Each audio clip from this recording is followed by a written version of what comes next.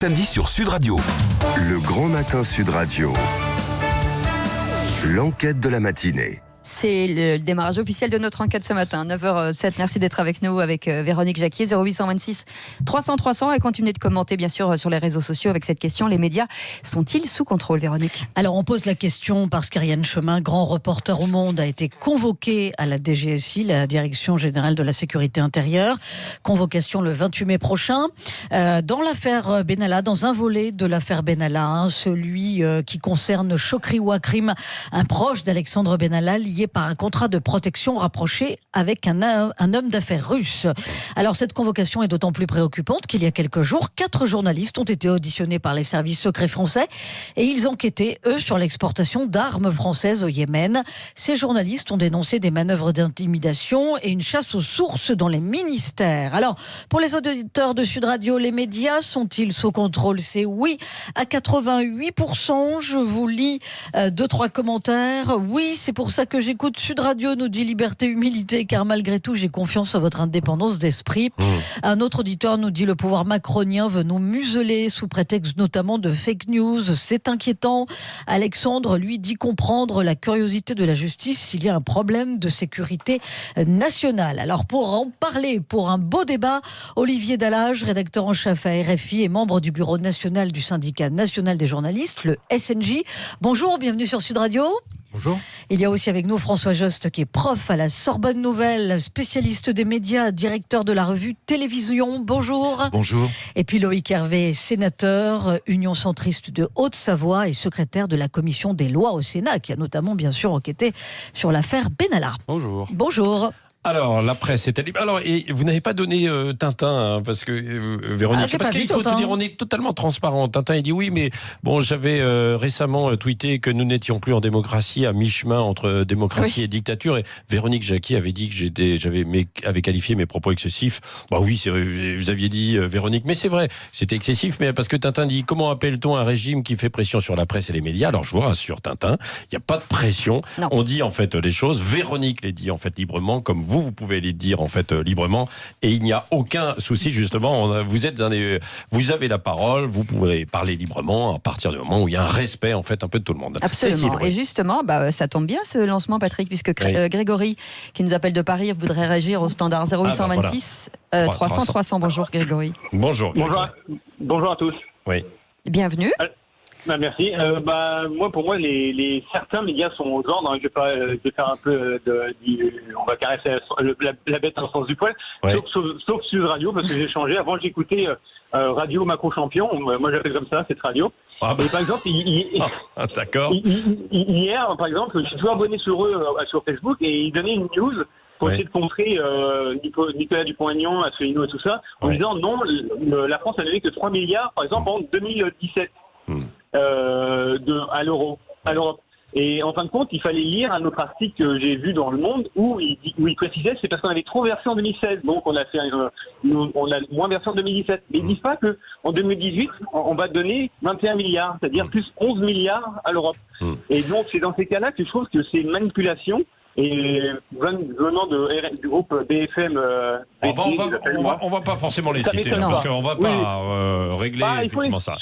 Oui, mais je comprends ce que vous voulez dire. Oui, mais je comprends ce que vous voulez dire, hein, Grégory. C'est vrai que c'est important, effectivement, cette liberté de la presse. François Jost. Oui, alors moi, je pense qu'effectivement, là, il y a des contrôles sur la presse, je vais pas le nier, etc. Mais enfin, il faut quand même rappeler un peu d'où on vient. Oui, absolument. Il faut se rappeler quand même que sous l'ORTF, sous la télévision c'était il y a 40 ans. Oui, quoi. Mais sous la télévision gaulliste, il y avait un ministre de l'Information qui revoyait avant diffusion le conducteur du journal télévisé et qui donnait son approbation ou non. Qui avait des émissions, ça on l'a appris par les historiens par la suite, des émissions qui étaient écrites directement par les ministères, on ne le savait pas.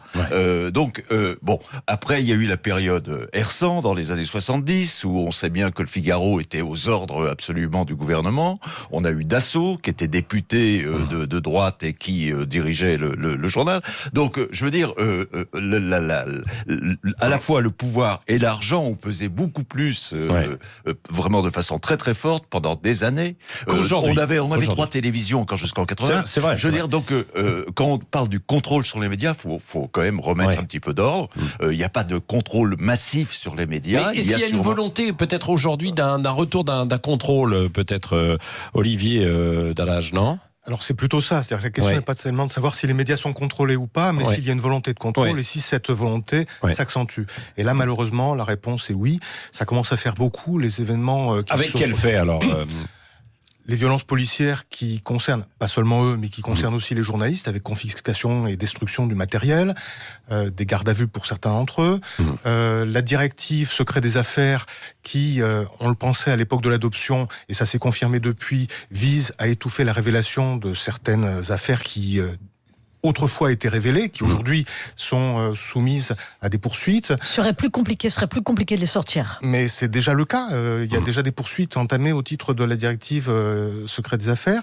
Il y a la directive sur les lanceurs d'alerte qui a été adoptée, mais contre l'avis initial du gouvernement français, il faut le savoir.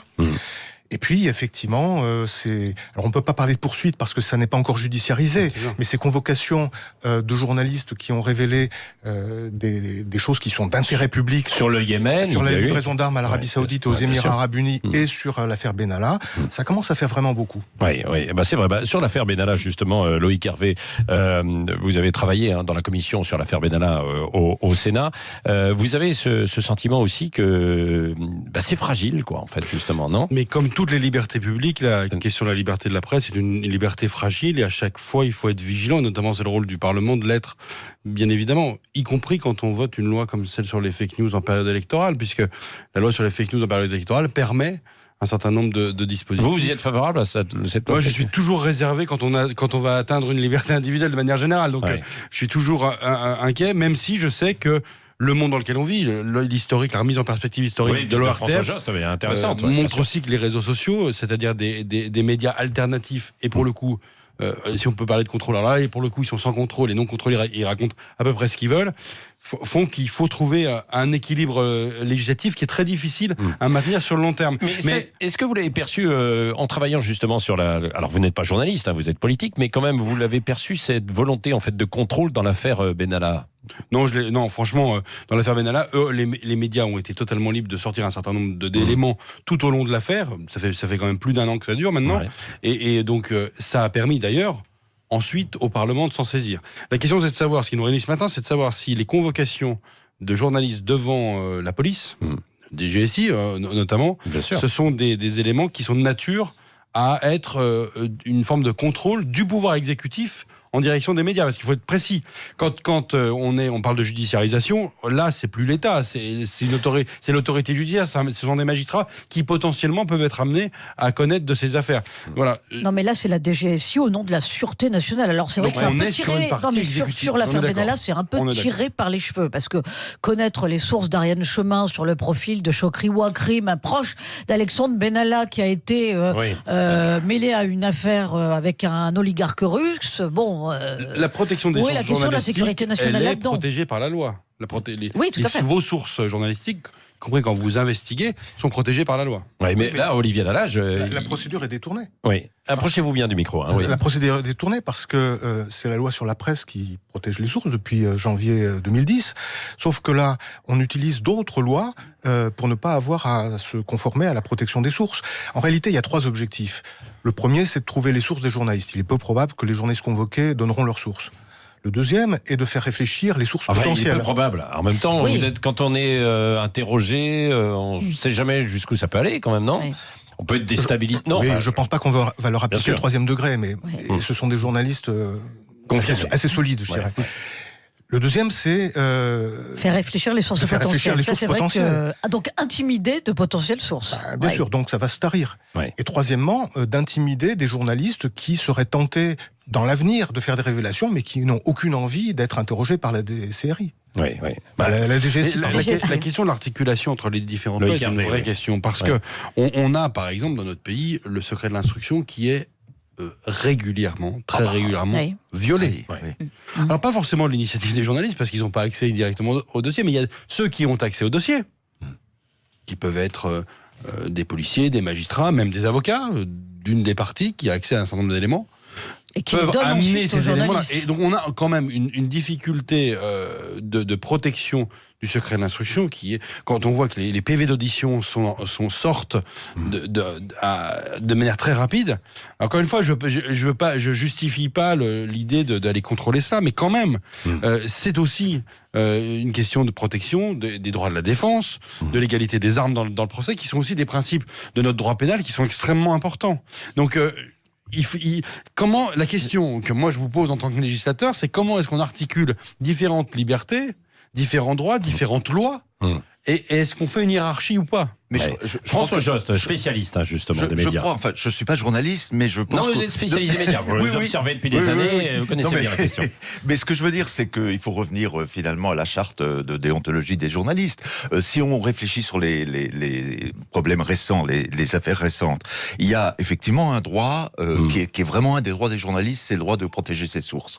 Bon, ça donc, il est très fort. Mais il y a aussi des devoirs qui sont de ne pas utiliser de méthodes déloyales pour parvenir à l'information, et aussi s'obliger à respecter la vie privée des personnes. Ouais. C'est sur ce point que Benalla, d'ailleurs, attaqué, parce que les enregistrements qui ont été diffusés par Mediapart étaient une atteinte à sa vie privée. Donc, je veux dire, ça peut se plaider, ça peut se plaider aussi, ça. Donc, il n'y a jusqu'où va, effectivement, la liberté, la possibilité de travailler des journalistes.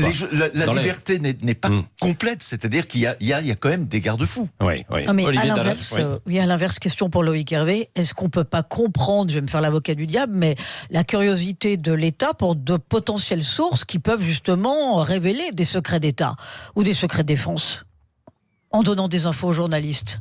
Là, la justification avancée pour la question des convocations devant la DGSI, c'est pas ça, c'est plutôt des questions de sûreté nationale. Oui. Mais je me pose parfois la même question. Je voudrais vous donner un exemple qui m'a interpellé ces derniers temps. La photo de Christophe Castaner qui est prise dans un lieu privé. Oui, de discothèque. Oui, c'est ça. Qui est diffusée. Pourquoi personne ne s'est jamais posé la question de savoir qui l'avait prise? Ah bah si, on s'est posé la question. Tout le monde le sait. Parce que ça ne choquerait plus personne que ce soit même un membre de son entourage, disons les choses. Et qui la diffuse. Donc la question de la vie privée. Je trouve que par ailleurs je suis membre de la CNIL, ces questions-là qui est quand même une protection importante, en particulier pour des hommes publics, c'est quelque chose qui ne choque plus du tout. Plus personne ne se pose la question de savoir qui a pris la photo, qui l'a... Donc, non mais c'est vrai. Non mais parce que tout le monde se dit, on est ministre de l'Intérieur, on va en boîte, on sait qu'on prend un risque. Non mais on sait qu'on prend un risque d'être filmé, d'être pris en photo. Enfin, mais maintenant tout le monde vit avec ce risque-là. Donc c'est pour ça que ça ne choque plus personne. Enfin, c'est comme ça que j'interprète. Je me mets à la place des auditeurs de Sud Radio, non? Ça choque plus personne aussi parce que on se pose peu la question de la source devant les images. On regarde l'image et on oublie effectivement cette question que vous posez, qui l'a prise, etc. Aujourd'hui, c'est vrai que les sources sont multiples et ce ne sont pas forcément d'ailleurs les médias et la presse, Olivier Delage. Il y a eu une ouverture avec l'ensemble des réseaux sociaux. Et il y a, j'allais dire, un contrôle aussi très fort des réseaux sociaux sur l'information. Il y a peut-être parfois une infraction pénale. Oui, bien sûr. Donc, oui, mais est-ce que c'est dans le cadre de la presse, quoi, en fait, de la liberté de la presse, ça? Je pense qu'il faut revenir à des choses simples. C'est-à-dire que les journalistes ne demandent pas à être au-dessus des lois ou avoir des droits exorbitants. Quand on protège les sources des journalistes, c'est pas pour protéger les journalistes, c'est pour protéger les sources. Et les sources, c'est l'information. Mais, encore une fois, tout peut être contesté. Il y a une jurisprudence tout à fait intéressante de la Cour européenne des droits de l'homme sur les sources des journalistes, depuis 1996. C'est une question de proportionnalité. Est-ce que c'est d'un intérêt public ou non? Moi, je pense, et avec moi beaucoup d'autres personnes, que savoir que les pouvoirs publics n'ont pas dit toute la vérité en ce qui concerne l'utilisation qui est faite des armes françaises livrées à l'Arabie Saoudite et aux Émirats Arabes Unis, c'est d'un intérêt public. Deuxièmement, est-ce que la désorganisation interne à l'Élysée, illustrée par l'affaire Benalla, était d'un intérêt public? Je pense que la réponse est venue depuis plus d'un an. Et donc, pour cette raison-là... dans l'affaire des Gilets jaunes, en fait, c'est un peu la même chose. Mais encore une fois, qu'on poursuive... De l'intérieur, bien sûr. Qu'on poursuive les journalistes et les médias, mais sur le fondement justement de la loi sur la presse, qu'on ne cherche pas des voies détournées. Oui. Non, mais c'est vrai que la question qui se posait, vous parliez tout à l'heure du secret défense, c'est quand même, c'est vrai qu'il peut y avoir des limites à ce niveau-là. Pendant la guerre du Golfe, on a vu à un certain moment des informations qui étaient complètement aberrantes, où on expliquait comment les mouvements des troupes, etc., qui étaient contre-productifs, c'est-à-dire qu'on donnait à l'ennemi des indications sur la stratégie militaire. Donc là, il est évident qu'il ne faut pas diffuser ces informations. En l'occurrence, est-ce que vraiment on met en cause l'État, etc. Sûrement pas. Donc sûrement on a tort d'attaquer ces journalistes, enfin, ou de les faire entendre par la DGSI. Est-ce qu'en termes d'intimidation, puisqu'on tourne un peu autour de ça avec ce sujet, on n'a pas franchi un cran avec la tentative avortée, mais de perquisition chez Mediapart, toujours dans l'affaire Benalla, en février dernier. Ouais. Est-ce que là on avait franchi un cran, François Jost ? Je pense que oui, d'une certaine façon, mais il y avait aussi le fait que qui a fait ces enregistrements, d'où viennent-ils ? Comme je disais tout à l'heure, Benalla d'ailleurs a attaqué à juste titre. Hein. Donc je pense que il faut être un peu plus nuancé que être pour ou contre ce genre de choses. Mmh. Il y a des auditeurs qui disent, est-ce que c'est normal que 4 jours avant les élections européennes, on ait vu à la une de toutes les PQR, alors sauf La Voix du Nord et Le Télégramme, mais la même photo d'Emmanuel Macron, avec le même discours, évidemment, pour vanter tous les bienfaits du vote République En Marche. Et là, les auditeurs ont aussi l'impression qu'on a franchi un cran et que ça n'existait pas avant en matière de communication présidentielle. Loïc Hervé, non, ça a déjà existé. C'est déjà arrivé plusieurs fois. D'ailleurs, La Voix du Nord a expliqué pourquoi il ne diffusait pas cette interview de manière totalement explicite. Donc...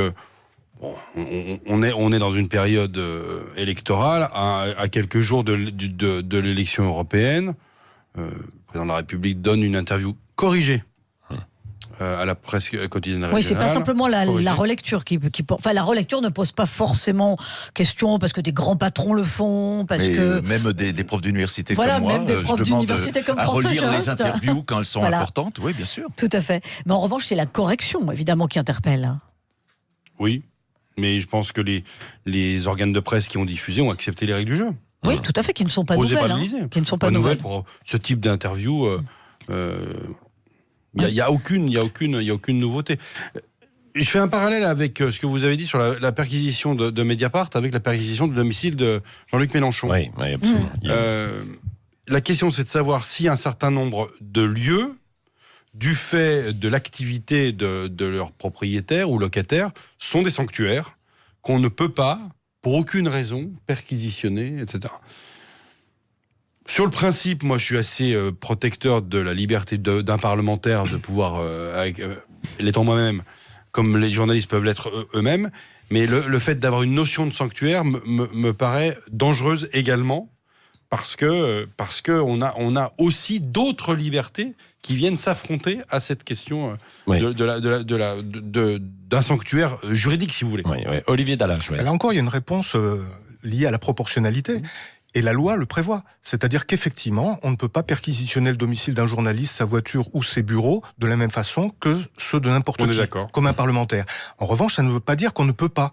Il y a des garanties supplémentaires qui s'appliquent. Et encore une fois, non pas pour protéger les journalistes, mais pour protéger la liberté d'expression et donc le citoyen. Oui. Allez, on va continuer dans un instant. Et puis, vous pouvez réagir, nous appeler 0826 300 300. Est-ce que les médias sont sous contrôle ? Est-ce qu'il y a une indépendance ? Est-ce que vous avez des questions vous-même à poser directement à nos invités et puis aux journalistes en même temps ? Est-ce qu'ils se sentent libres aussi ? Parce qu'il y a beaucoup d'interrogations qui vont dans ce sens sur les réseaux sociaux. Aussi. Oui, tout à fait. On va en parler dans un instant avec des questions que se posent nos auditeurs qui disent que oui, les médias sont sous contrôle à 88%.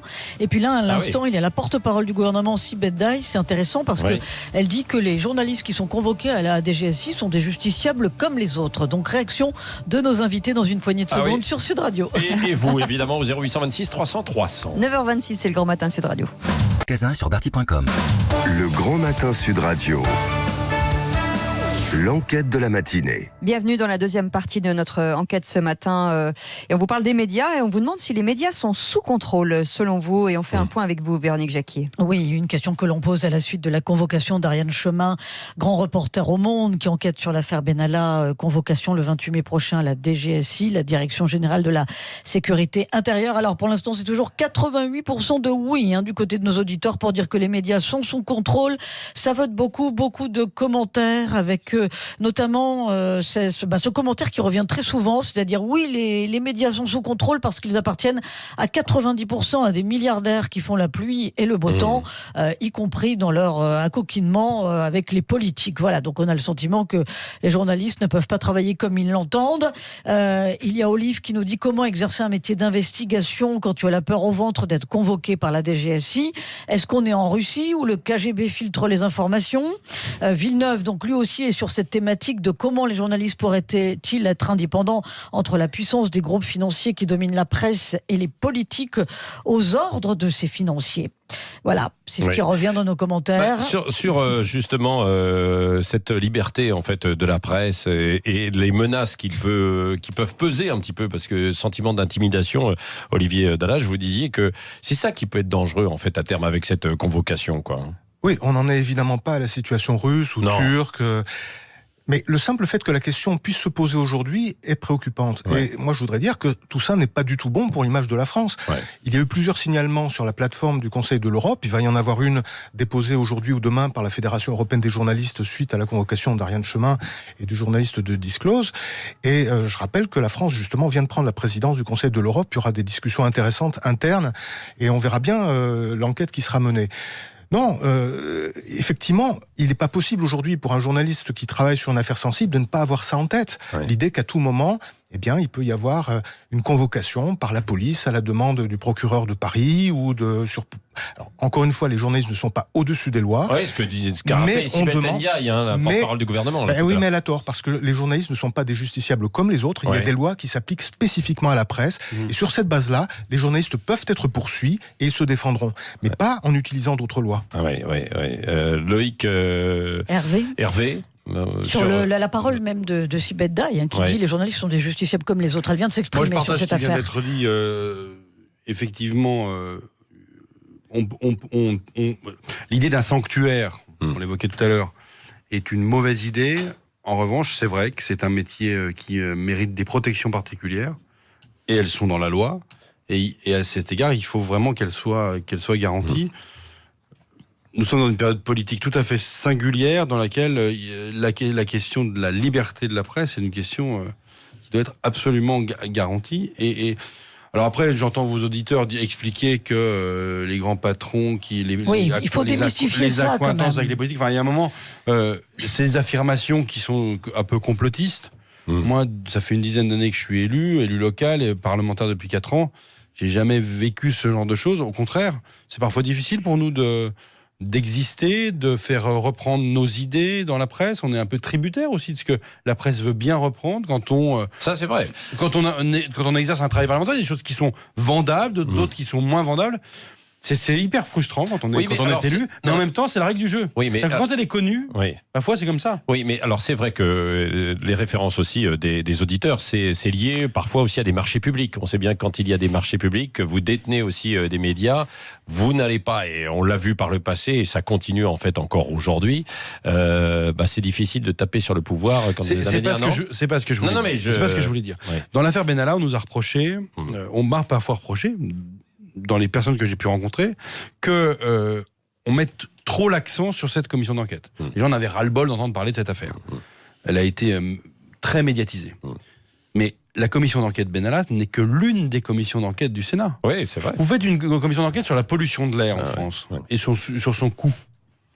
Vous avez un bon papier dans Le Monde, un petit débat peut-être chez vous, et puis c'est tout. Oui.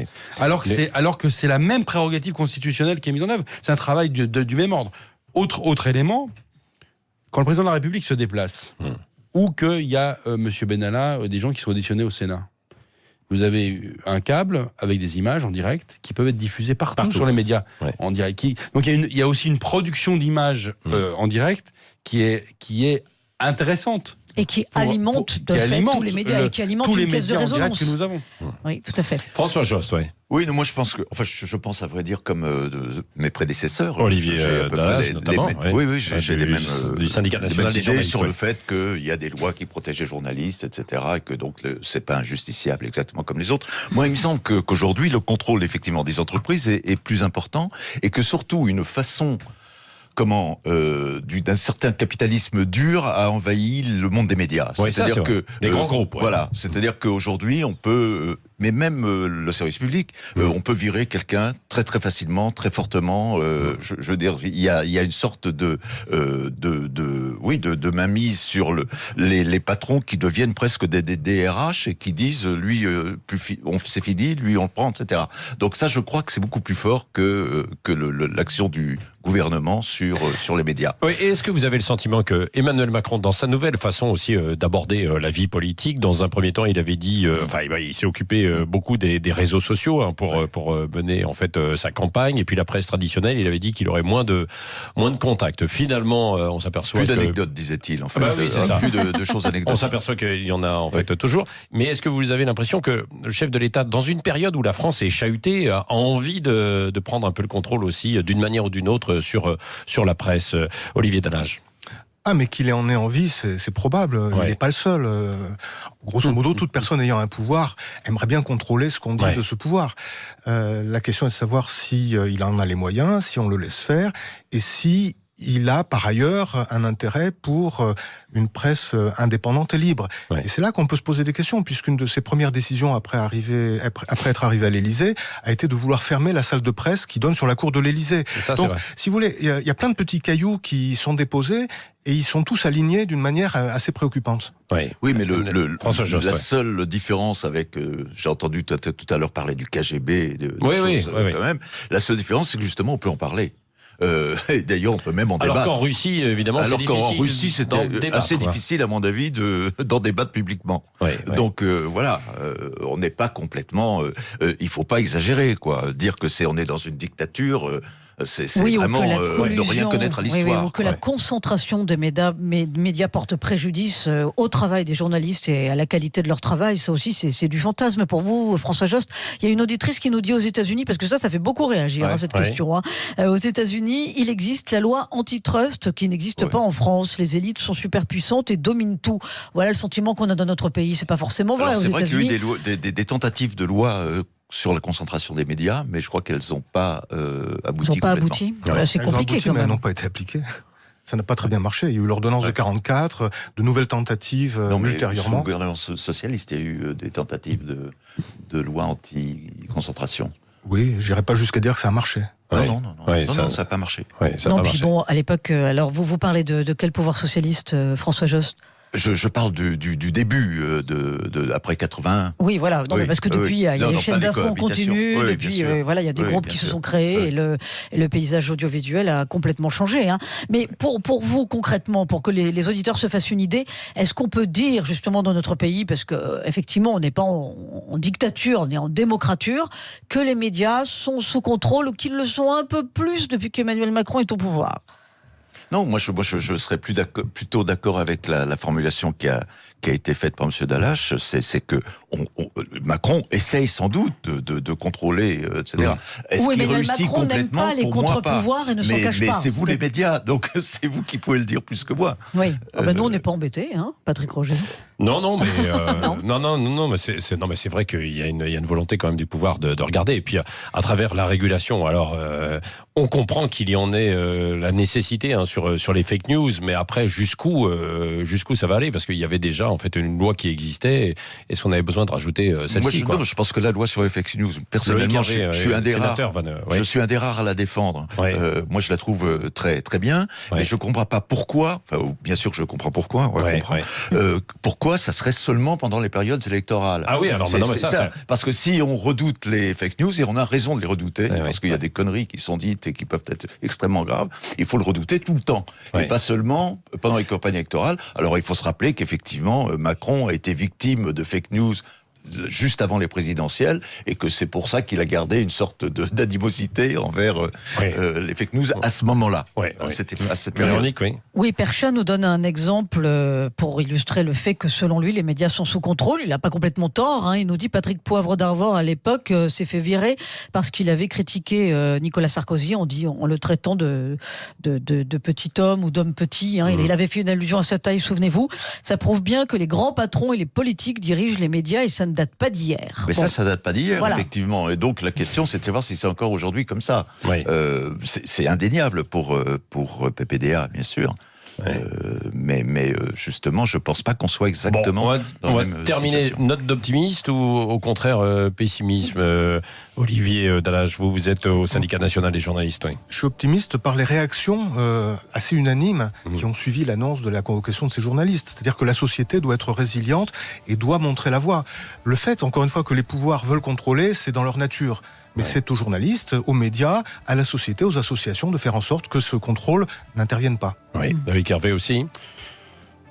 Moi, je vis mon rôle de parlementaire non pas comme un anti-pouvoir, mais comme un contre-pouvoir. Et je suis très vigilant, et je sais qu'on l'est souvent d'ailleurs au Sénat plus qu'ailleurs, à faire en sorte que chacun puisse jouer son rôle de protection à la fois des libertés individuelles et collectives, et surtout de pouvoir faire le métier qui est le nôtre, et le rôle de protection. Donc, optimisme, mais vigilance sur ce qui peut se passer pour que chacun puisse faire son travail correctement. On termine à combien ? Eh bien, on termine toujours à 88% de oui pour dire que selon nos auditeurs, les médias sont sous contrôle. Ils sont pas très optimistes, nos auditeurs. Non. Ils sont pas sous difficile contrôle. de les faire changer d'avis. Pas du tout. On les a pas fait bouger d'un Non, mais vous les avez pas fait changer d'avis, malgré justement des avis très équilibrés. Merci beaucoup d'avoir été avec nous ce matin, et merci aux deux éditeurs de nous avoir appelés, et merci pour tout l'ensemble de vos messages. Et on est avec Valérie Expert. Bonjour Valérie. Bonjour, et nous aussi on va continuer à parler des oui. journalistes ce matin entre 10h et 11h, puisqu'on reçoit Francis Morel et Jean-Michel Salvatore qui ont écrit un livre au titre un petit peu provocateur. Les journalistes sont formidables.